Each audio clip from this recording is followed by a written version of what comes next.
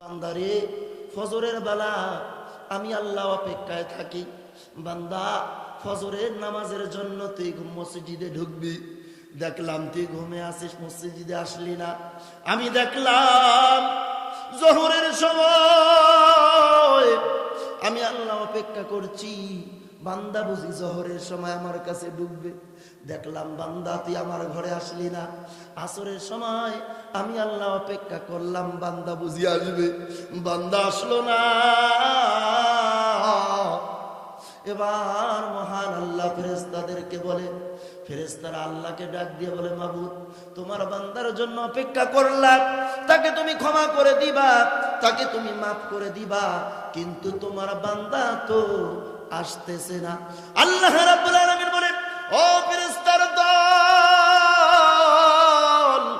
চিন্তা করিস না, চিন্তা করিস না।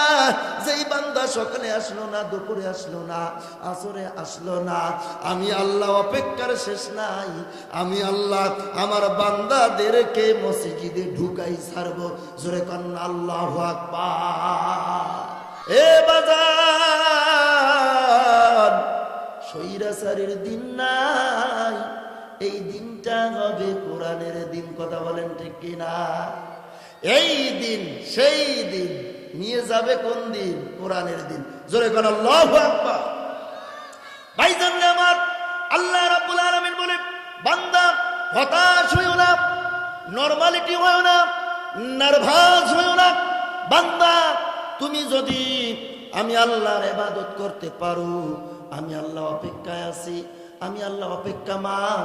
বান্দা তুমি আমাকে ডাকবা, পাহাড় পরিমাণ গুনাহ করেছো, এরপরেও যদি আমাকে ডাকো আর আল কোরআনের পথে ফিরে আসো, আমি আল্লাহ ঘোষণা করে দিলাম, বান্দা তুমি আসতে দেরি, আমি আল্লাহ তোমাকে মাফ করতে দেরি করব না।